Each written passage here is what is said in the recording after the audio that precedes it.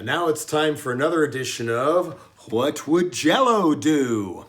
Missing in all the hype about the shutdown and the state of the disunion, there was another major story that's gotten almost no national coverage. And it's not just local to California, I don't think. It's that the utility company around here, PG&E, otherwise known as Pacific Gas and Electric, filed for bankruptcy. How can a utility monopoly like that go bankrupt?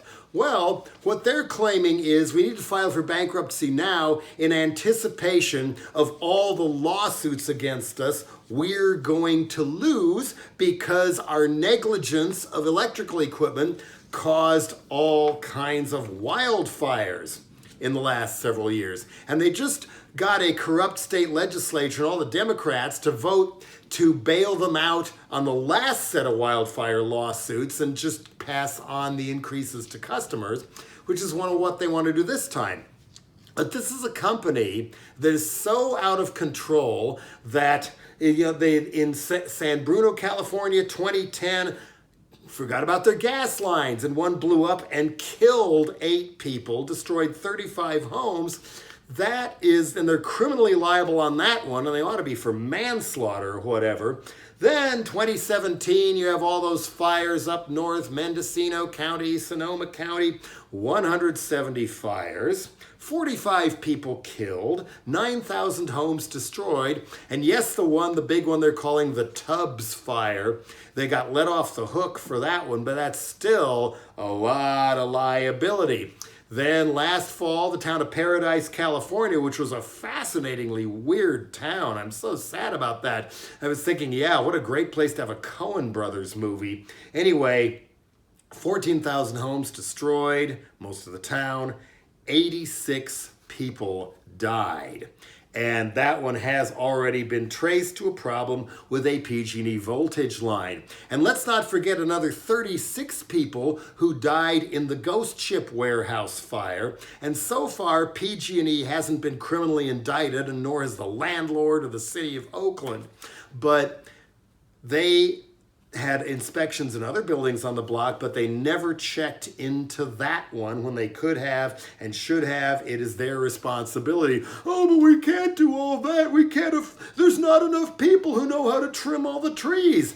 There's lots of immigrants Trump won't let into this country who would be happy to learn how to trim trees for PG&E if they were at least interested in paying them instead of filing for bankruptcy, in part to protect oversized executive bonuses. And on top of that, they actually have $71 billion in assets, only $51 billion in debt.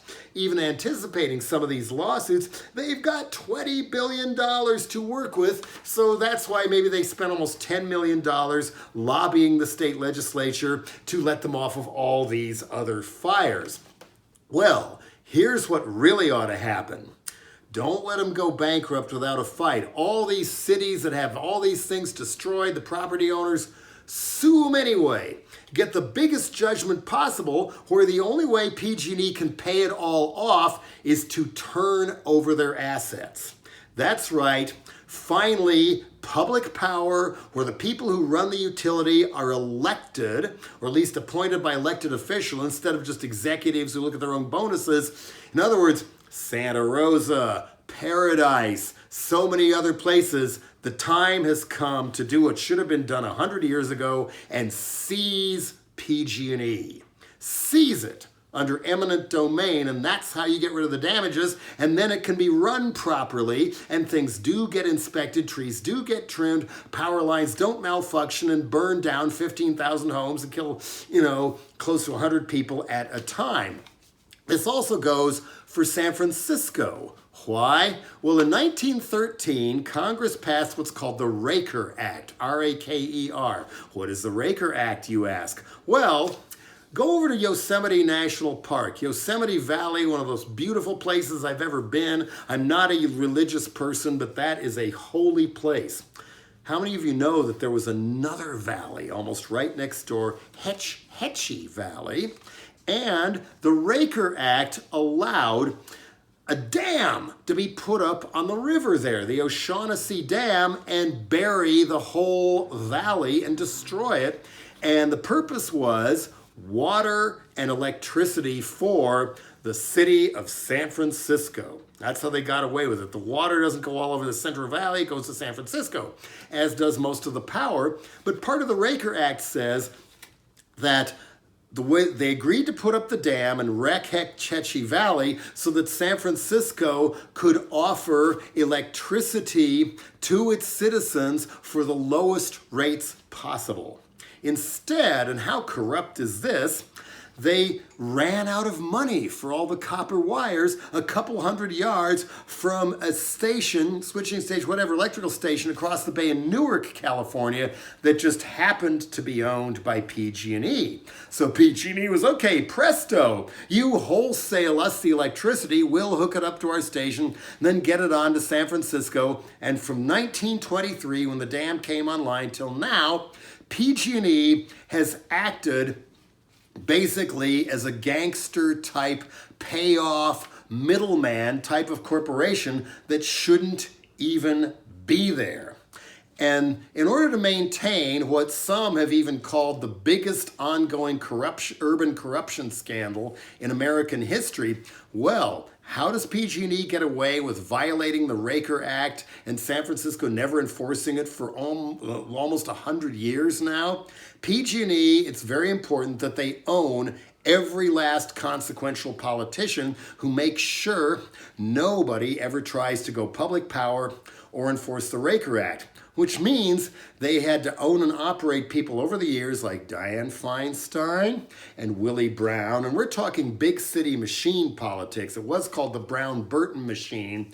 Willie Brown, when he was Speaker of the Assembly, and Philip and John Burton, the Congress people and whatnot.